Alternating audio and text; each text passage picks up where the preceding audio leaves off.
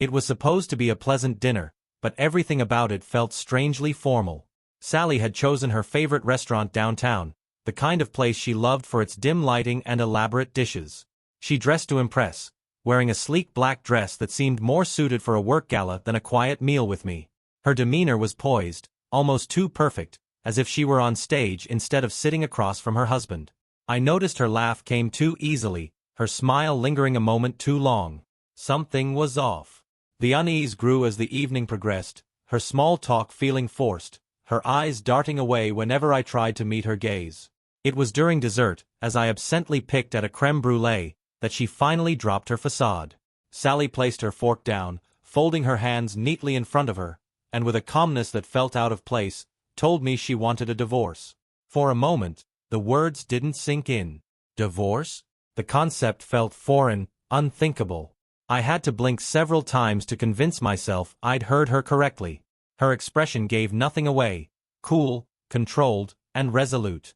There was no anger, no regret, just the quiet conviction of someone who had already made up their mind. The rest of the evening became a blur. I remember pressing her on the drive home, asking what had gone wrong, why she had waited until now to bring this up. Her answers came slowly, each one hitting harder than the last. She didn't love me, she said. She had never loved me. Our marriage wasn't a partnership built on affection. It was a calculated decision on her part, a way to project stability and gain credibility in her career. And then came the final blow. Sally confessed she wasn't interested in men at all. She had hidden this part of herself for years, crafting a life that looked perfect from the outside but felt like a lie to her. My role in her story had been nothing more than a stepping stone, a convenient image to help her climb the professional ladder. By the time we reached home, I couldn't feel anything but numbness.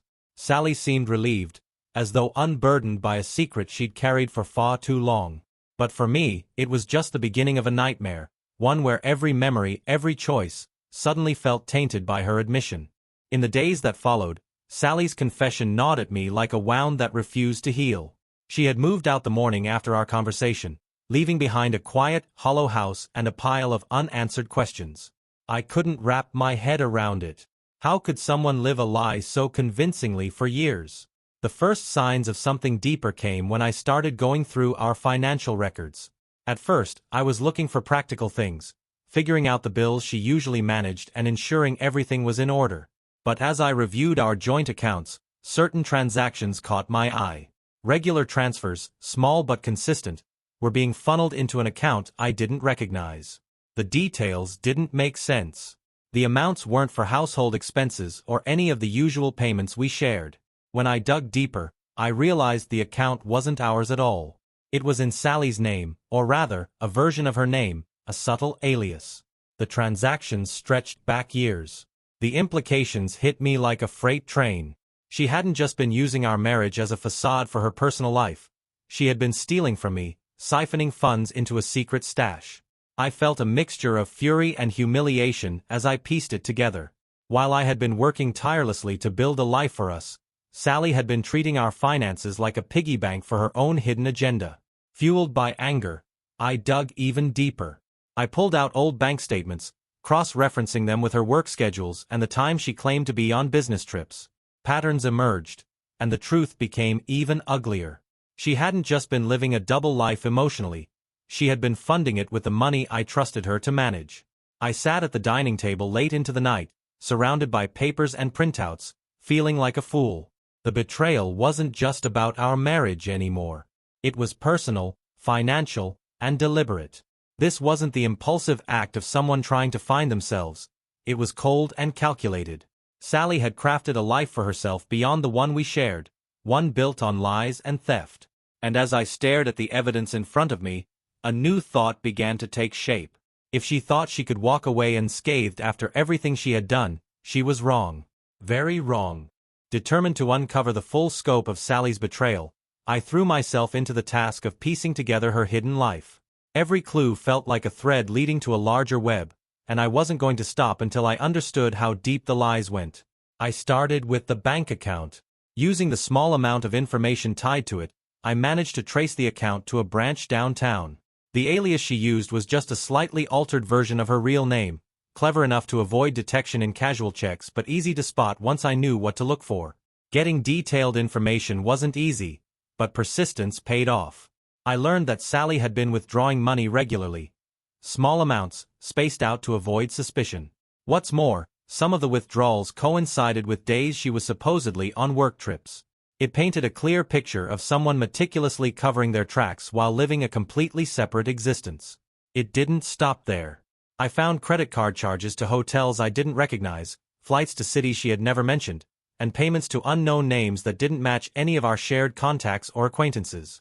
Every discovery deepened my anger, but it also sharpened my resolve. Sally wasn't going to get away with this. I started documenting everything. Every suspicious transaction, every unexplained expense, went into a growing file I kept locked in my desk drawer. I wasn't sure what I would do with it yet, but I knew I needed evidence, something undeniable. Then came the bombshell. Among her records, I found transfers to what appeared to be a secondary corporate account. At first, I assumed it was related to her job, but the dates and amounts didn't align with her salary or bonuses. When I looked closer, I realized these transfers were tied to a subsidiary of the automobile factory where I worked. This changed everything. Sally wasn't just stealing from our marriage. She was dipping into company resources. My company's resources. For years, I had been the right-hand man to the director, overseeing major projects and handling sensitive matters. I had trusted Sally with parts of my professional life, just as I had in our personal life. Now, it seemed she had exploited that trust to manipulate not just me, but my career as well. The discovery sent a chill through me. If this came to light, it wouldn't just tarnish her reputation, it could impact mine. I had to be careful. The situation was more precarious than I thought, and one wrong move could cost me everything I had worked for. But Sally had crossed a line, and I wasn't about to let her walk away unscathed. If she thought she could manipulate me and steal from our marriage, she had underestimated me. It was time to turn the tables. The more I uncovered, the clearer it became that Sally's deceit extended far beyond anything I had imagined. This wasn't just a betrayal of love, it was an assault on everything I had built, both personally and professionally. I wasn't just a victim. I was being made a fool, and I couldn't stomach it. I began strategizing. Reacting impulsively would accomplish nothing. I needed a plan, something precise, legal, and devastating. But before I could act, I had to confirm the extent of her involvement with the company funds. With my position at the factory, I had access to certain records that most employees couldn't see. I pulled the files on the subsidiary tied to Sally's transactions and began combing through them. It was tedious work, but eventually, I found what I was looking for: irregularities in the books. Small discrepancies, amounts that didn't add up, and payouts that seemed unnecessary. It was clear someone had been skimming money off the top, and all signs pointed to Sally. The betrayal cut deeper with every revelation. She hadn't just used me to climb the social ladder. She had exploited the company I had poured years of my life into. And she'd done it right under my nose. I realized I needed help. Going it alone was risky, and if I wasn't careful, I could end up implicated in her scheme. I reached out to an old friend in the finance department, a trustworthy guy named Alan. I framed it as a routine check, asking him to quietly look into the subsidiary's accounts. A week later, Alan came back to me with the confirmation I dreaded but expected. "There's definitely something off," he said, lowering his voice as we sat in my office. "Someone's been cooking the books. It's not blatant, but it's there. Whoever did this knew what they were doing." I kept my face neutral, though inside, my fury burned brighter. "Can you trace it back to anyone?" I asked. Alan hesitated. "Not yet. It'll take more digging. But if you're asking me to go deeper, you should know, this could lead to serious fallout. You sure you want to open this can of worms?" I nodded, knowing I couldn't back down now. "Do what you need to do," I said firmly. After Alan left, I sat in my office, staring at the evidence I had collected so far. Sally had been meticulous, but she hadn't anticipated someone like me piecing it all together. That evening, I began drafting an anonymous report to the factory's audit team. I outlined the discrepancies I'd found, careful not to implicate myself but providing enough detail to ensure they'd take the matter seriously. I knew this would set off a chain reaction, one that would expose Sally's actions and force her to face the consequences. By the time I hit send, I felt a sense of grim satisfaction. Sally had chosen to play a dangerous game, and now she was about to learn the cost of her deception. 4 years, I had supported her, trusted her, and built a life with her, only to discover it was all a lie. Now, I was done playing the victim. It was time to take control and make sure Sally understood exactly what she had lost. The days after I sent the anonymous report were tense. I went about my work as if nothing had happened, all while keeping my ears open for the slightest hint that the investigation had begun. It didn't take long. The factory's audit team worked quickly, and whispers of a probe into the subsidiary spread through the office like wildfire. I overheard snippets of conversations in the break room and noticed the nervous looks exchanged by some of the executives. The atmosphere had shifted, though no one yet knew the full extent of what was being uncovered. Then came the phone call. Sally's voice, sharp and panicked, broke the silence of my quiet evening at home. "Simon, do you know anything about an audit happening at the factory?" she asked, her words coming fast, almost stumbling over each other. I leaned back in my chair, keeping my tone steady. "An audit? No, why would I?" Her silence told me she was trying to gauge whether I was lying. "Something's going on," she said finally. "They're looking into the subsidiary, and it's only a matter of time before. Simon, I need you to help me. They can't find anything or—" I cut her off, my voice cold. "Why would you think I could help? I don't have anything to do with your work, Sally." Her sharp intake of breath betrayed her frustration. "You don't understand. If they dig too deep—" "I understand perfectly," I said, my calm veneer slipping for a moment. "Maybe you should have thought of this before you started stealing from the company." The line went quiet, and when she finally spoke, her tone was lower, more desperate. "Simon, please. You don't know what's at stake." I hung up without another word. In the following days, the investigation deepened, and the factory issued a formal notice to the employees at the subsidiary. The news sent shockwaves through Sally's professional circle. Her colleagues began to distance themselves, and even her closest allies avoided being seen with her. The final blow came when the audit team uncovered clear evidence of embezzlement, with Sally's name tied to the fraudulent transactions. She was called into a disciplinary meeting, and though I didn't have details, I heard through the grapevine that she was suspended pending further action. It wasn't enough for me. I wanted her to face the social and professional consequences of her actions. I began to subtly spread word of her misdeeds among mutual acquaintances, just enough to ensure the truth wouldn't stay hidden. Sally's carefully constructed image began to crumble. Invitations to social events dried up, her name was whispered in tones of scandal, and her once thriving career ground to a halt. One night, I received a frantic message from her. She begged me to meet her, claiming she needed to explain everything. Against my better judgment, I agreed, more out of curiosity than compassion. When I arrived, she looked like a shadow of the confident woman I had known. Her hair was unkempt, and there was a tremor in her voice as she tried to plead her case. She blamed the pressures of her career, the expectations of society, even me, anything to deflect responsibility. "I didn't mean for it to go this far," she said, her hands shaking as she spoke. "I just needed a way out. You have to understand." But I didn't. I saw no remorse, only desperation. Every word felt like another manipulation, another attempt to save herself at my expense. For the first time in years, I felt something close to pity for her. But it wasn't enough to forgive. Sally had made her choices, and now she was facing the consequences. As I walked away, leaving her alone in the cafe where we had met, I felt a sense of closure. She had gambled everything, her marriage, her career, her reputation, and lost. Now, it was time for me to rebuild my life without her shadow looming over it. Not long after our meeting, Sally's desperation escalated. The fallout from the audit had reached its peak, and the company had terminated her employment. News of her dismissal spread quickly through our shared social circles, accompanied by the damning details of her financial misconduct. People who once admired her now whispered behind her back, treating her like a pariah. I thought I'd seen the worst of her downfall, but I was wrong. One evening, I came home to find my front door slightly ajar. My pulse quickened as I stepped inside, instinctively scanning the room. It didn't take long to find the source of the disturbance. Sally, standing in the middle of the living room, rifling through a stack of papers she had pulled from my desk drawer. "What the hell are you doing here?" I demanded, my voice sharp enough to make her jump. She spun around, holding up a USB drive I immediately recognized. It contained backups of security footage from the cameras I had installed after her departure. Footage that included her damaging my car in a fit of anger just weeks earlier. "I needed to get this," she said, her tone defensive but shaky. "You can't use it against me, Simon. You don't understand what's at stake here." My anger surged.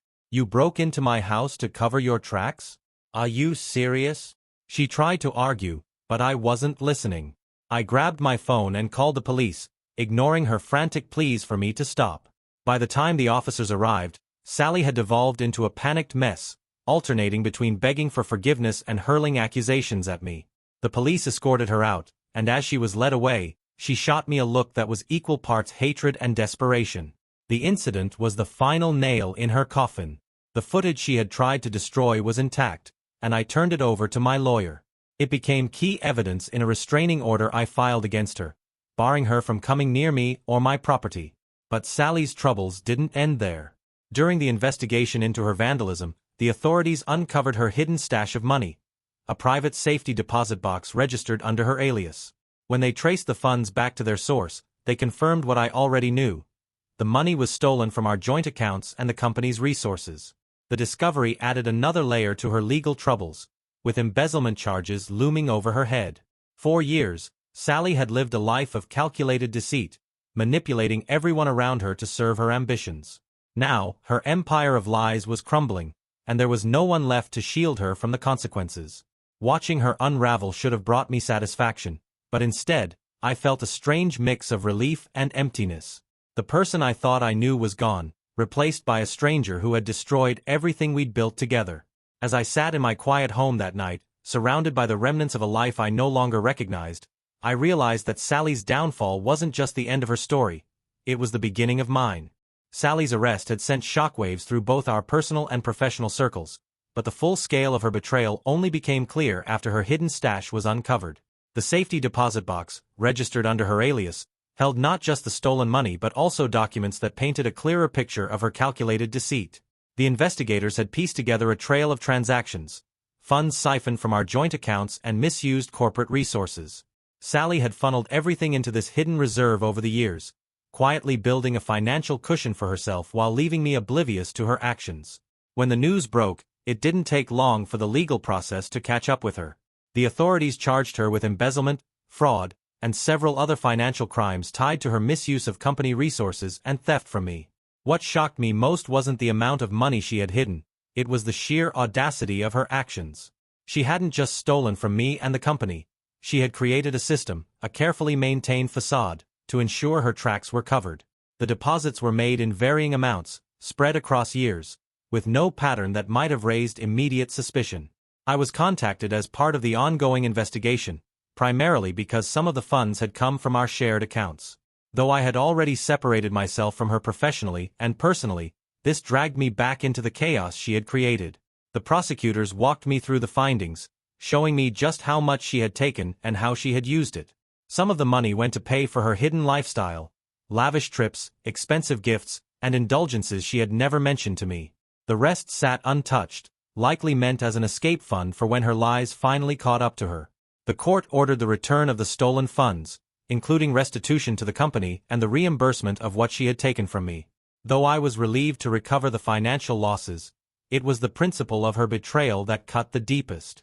Sally, once polished and composed, now appeared in court disheveled and defeated. Her lawyer tried to spin the story as one of desperation, a woman trapped in a loveless marriage who made mistakes under pressure. But the evidence against her was overwhelming, and the court wasn't swayed. When the judge delivered the verdict, sentencing her to probation and requiring her to pay restitution, I felt a sense of vindication but no joy. Watching her crumble under the weight of her choices was sobering. The woman who had once stood beside me as my wife was now a cautionary tale, a reminder of what unchecked ambition and deceit could destroy. After the trial, I left the courthouse, stepping into the crisp morning air with a strange mix of relief and exhaustion. The financial restitution didn't erase the years of manipulation, but it marked the end of Sally's grip on my life. Now, with her lies exposed and her schemes unraveled, I was finally free to move forward.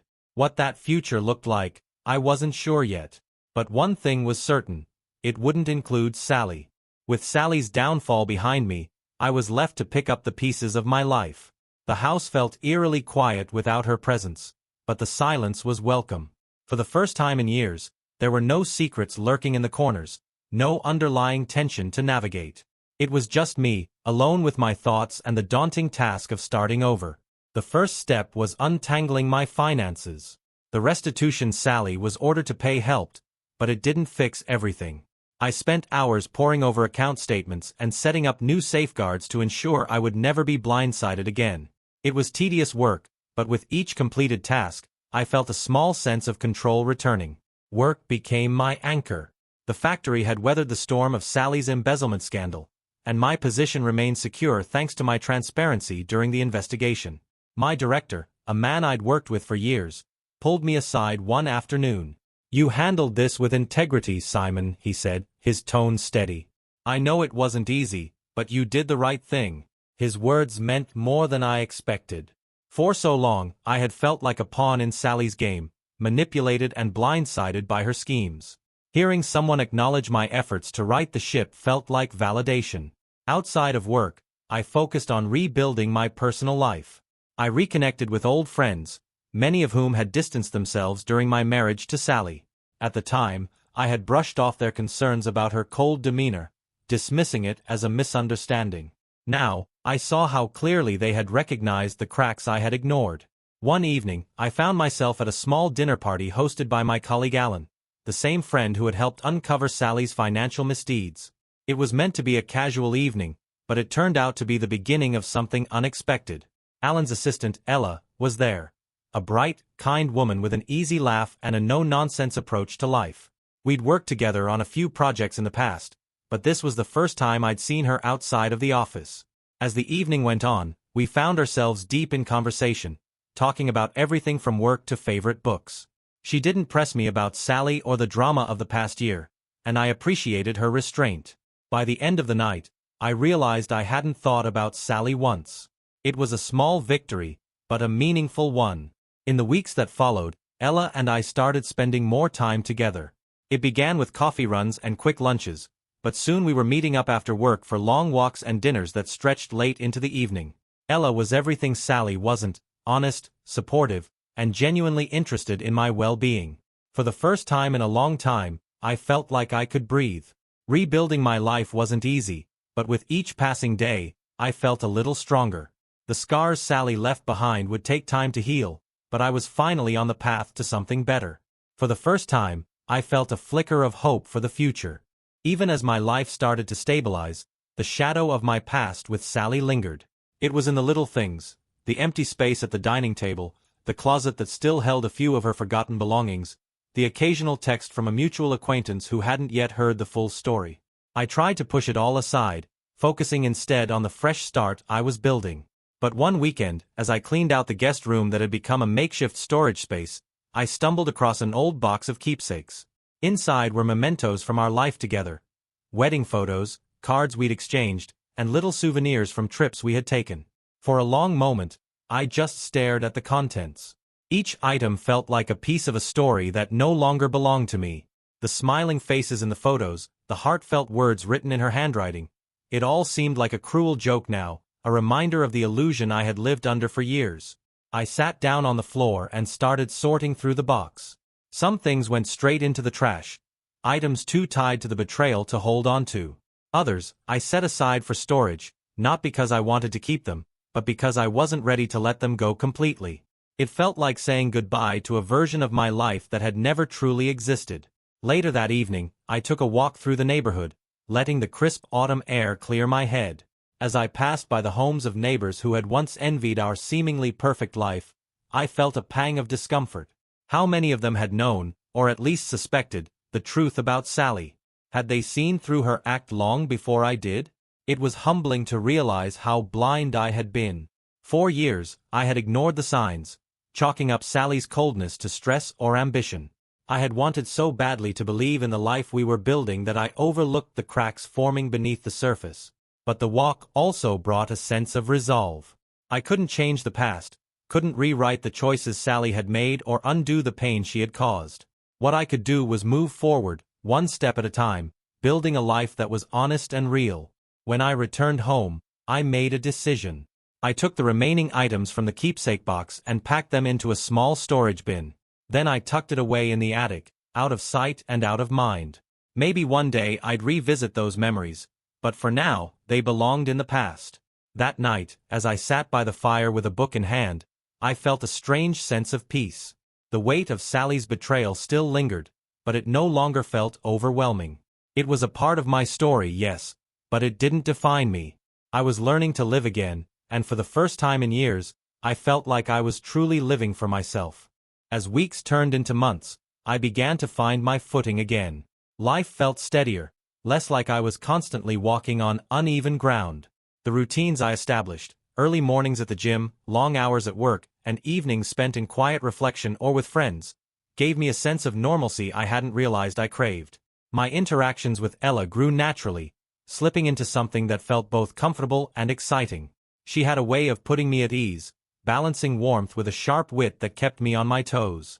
More importantly, she saw me, not as the man who'd been blindsided by his wife's betrayal, but as someone rebuilding, someone with potential. One evening, she invited me to a small dinner at her place. It wasn't a grand gesture or anything romantic on the surface. She simply wanted to cook for me and share a meal. But there was something intimate in the simplicity of it, the way she carefully planned the menu and asked about my preferences.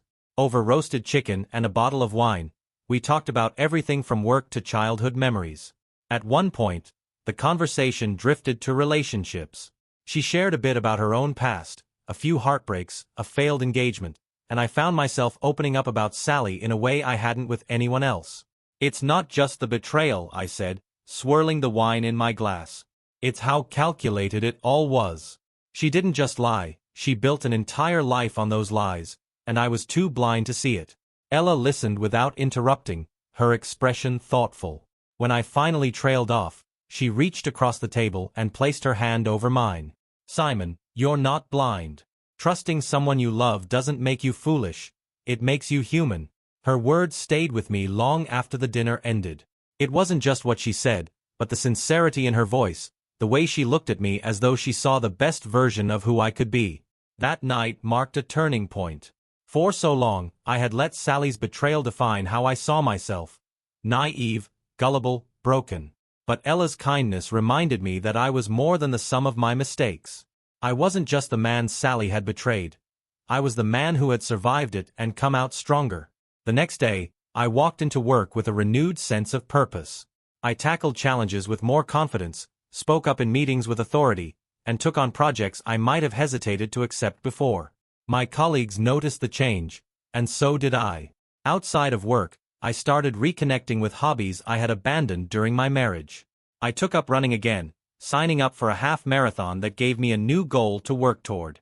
I even dusted off my old guitar, fumbling through rusty chords and rediscovering the joy of creating music. It wasn't just about filling the empty spaces Sally had left behind, it was about rediscovering who I was, independent of her influence. Each step forward, no matter how small, felt like a victory. By the time I crossed the finish line at the half marathon a few months later, I felt something I hadn't in a long time: pride. Not just in the accomplishment, but in the journey it represented. I wasn't just moving on. I was moving forward, and it felt damn good. Just when I thought Sally was firmly in my past, she resurfaced. It started with a call from an unfamiliar number. Against my better judgment, I answered. "Simon," her voice was unmistakable, but it lacked the confidence it once carried. She sounded tentative, even pleading. I stayed silent, waiting for her to continue. "I know I'm the last person you want to hear from," she said, a slight tremor in her voice. "But I need to talk to you. Please. Just one conversation." A dozen responses raced through my mind, most of them involving slamming the phone down or saying something that would cut her deeply. But curiosity won out. "What could you possibly have to say to me?" I asked, keeping my tone flat. "I need your help," she admitted. "I know I've messed up, more than you'll ever forgive me for, but everything's falling apart, Simon. I don't know what to do." The irony of her turning to me for help wasn't lost on me. 4 years, she had exploited my trust, treating me as a means to an end. Now, she expected me to step in and save her from the consequences of her own actions. No, I said simply and hung up. I thought that would be the end of it, but Sally wasn't done. Over the next few days, she tried reaching out in other ways: emails, messages through mutual acquaintances, even showing up at my workplace once. I refused to engage, letting each attempt go unanswered. Then, one night, she showed up at my house. I spotted her car parked outside as I pulled into the driveway, and my heart sank. I considered driving off again, but I wasn't going to let her intimidate me in my own space. When I stepped out of the car, she emerged from hers, looking disheveled and desperate. "Simon, please, just hear me out," she said, her hands clasped together as if in prayer. I stayed by my car, keeping a safe distance. "You shouldn't be here, Sally. You're violating the restraining order." Her face crumpled at the mention of it. "I don't care about that," she said, her voice breaking. "I have nowhere else to turn. Please, Simon, I'll do anything." Her desperation was palpable, but so was my resolve. "Anything?" I asked, my tone icy. "Like you did for me when you stole from our accounts? Or when you used my career to fund your schemes?" She flinched, but I pressed on. "You made your choices, Sally. You can't undo them by showing up here and playing the victim. I'm not going to fix your mess." She started crying then, real tears that might have moved me once. Now, they only reinforced how far I had come. "You need to leave," I said firmly. "If you don't, I'll call the police." For a moment, it seemed like she might argue, but then she nodded, defeated. "I'm sorry," she whispered before turning and walking back to her car. I watched her drive away, the weight of the encounter settling over me like a heavy fog. Part of me felt a pang of guilt for how cold I had been, but I reminded myself that Sally's downfall was her own doing. I owed her nothing. That night, as I sat in my quiet house, I felt an unexpected sense of closure. Sally's attempt to pull me back into her chaos had failed, and with it, any lingering power she held over me had evaporated. I wasn't just moving on, I was finally free. After Sally's unannounced visit, I knew it was time to solidify the boundaries I had put between us. It wasn't enough to rely on the restraining order or hope she would finally give up. I needed to make it abundantly clear that her attempts to re-enter my life, in any capacity, were futile. I contacted my lawyer the next morning, explaining the situation. "I want to make sure there's no way she can pull me back into her chaos," I told him. "You've done everything right so far," he said, his voice steady. "The restraining order covers your bases legally. If she violates it again, report her immediately. Beyond that, cutting any remaining ties is the best course of action." Cutting ties meant going deeper than just ignoring her. I took steps to remove any lingering connections. Shared accounts or property, long dormant but not yet closed, were finally dealt with. I ensured my workplace security knew her name and picture, making it clear she wasn't allowed on the premises under any circumstances. I even removed the few mutual acquaintances we still had on social media. While it felt drastic, I couldn't afford to leave any doors open for her to worm her way back into my life. The process was exhausting, a stark reminder of how deeply intertwined our lives had once been. But as each tie was severed, I felt lighter, freer. During this time, Ella became my biggest supporter. She never pressed me to talk about Sally, but she was there when I needed someone to vent to. One evening, after I'd finalized the last of the account closures, I found myself sitting across from her at her apartment. "You're quiet tonight," she said softly, her eyes filled with concern. "Just thinking," I admitted. "It's strange. I thought cutting all these ties would feel liberating. And it does, but it's also a reminder of how much she infiltrated every part of my life." Ella nodded, reaching across the table to take my hand. "That's the thing about betrayal. It doesn't just hurt, it lingers. But you're not the same person you were back then, Simon. You're stronger now." Her words hit home. She was right. The Simon who had been blindsided by Sally's lies was a different man from the one sitting here now. The version of me that had trusted too easily and ignored the warning signs had grown into someone who was cautious but not bitter, someone who had learned to value himself again. The next day, I stood in my driveway and stared at the house that had once felt like a symbol of our shared life. It was still home, but it no longer carried the weight of memories I couldn't escape. It was mine now, in every sense of the word. Sally's chapter in my life was officially closed. For the first time, I felt like I was standing firmly on my own 2 feet, ready to face whatever came next. After closing the final chapter with Sally, I found myself in uncharted territory. 4 years, my life had revolved around the illusion of our marriage, followed by the fallout of her betrayal. Now, I had space to focus on myself, but with that space came a challenge I hadn't anticipated: learning to trust again. It wasn't just about trusting others, it was about trusting my own instincts. I had ignored so many red flags with Sally, convincing myself that the cracks in our relationship were normal. That doubt lingered, whispering that I could be blindsided again if I wasn't careful. Ella, patient as ever, never rushed me. Our relationship unfolded naturally, and for the first time in a long while, I felt like I could let my guard down without fear. One evening, as we sat on her couch watching an old movie, she turned to me, her expression serious. "Simon, can I ask you something?"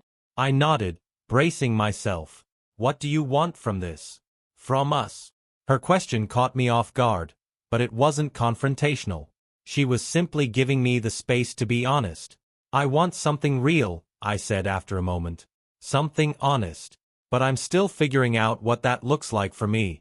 She smiled, a mix of understanding and reassurance. "I don't need all the answers right now. I just want to make sure we're on the same page." Her words stuck with me. For so long, I had been focused on rebuilding my life after Sally that I hadn't stopped to think about what I truly wanted moving forward. Ella gave me the time and space to figure that out, and in return, I found myself opening up to her in ways I hadn't expected. It started small, sharing little details about my day, asking for her opinion on things I would have handled alone in the past. But as weeks turned into months, those small acts of vulnerability built something stronger. One afternoon, I invited Ella over to help me reorganize my home office.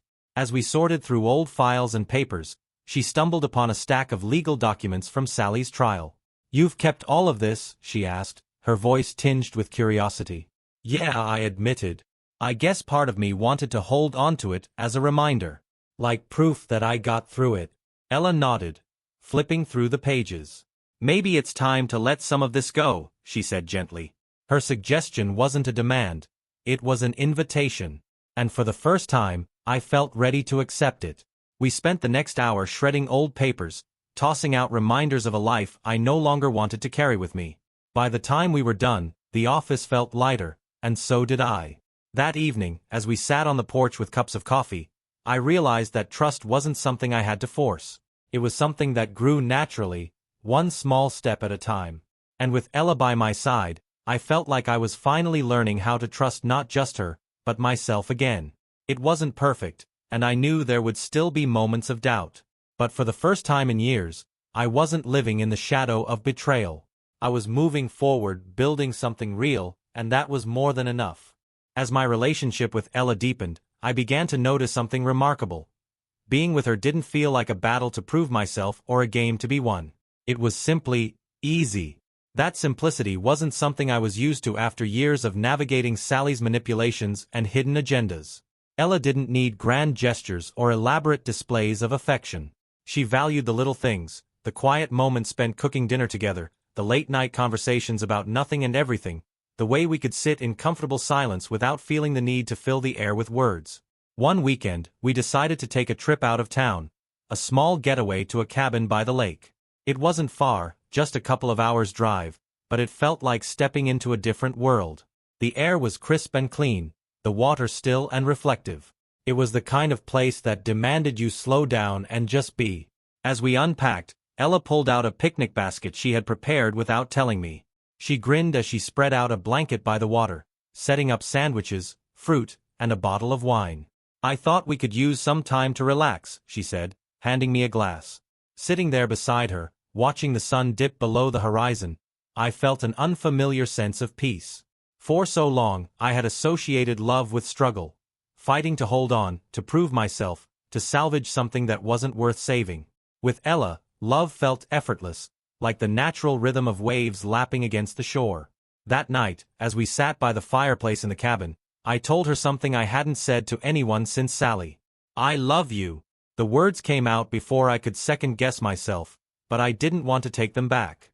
Ella's eyes widened in surprise, and then she smiled, a warm, genuine smile that made me feel like I had done something right.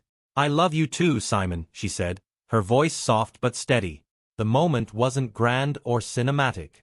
It was simple and sincere, and that made it all the more meaningful. Over the next few weeks, we started talking more about the future. Not in a pressured way, but with quiet optimism.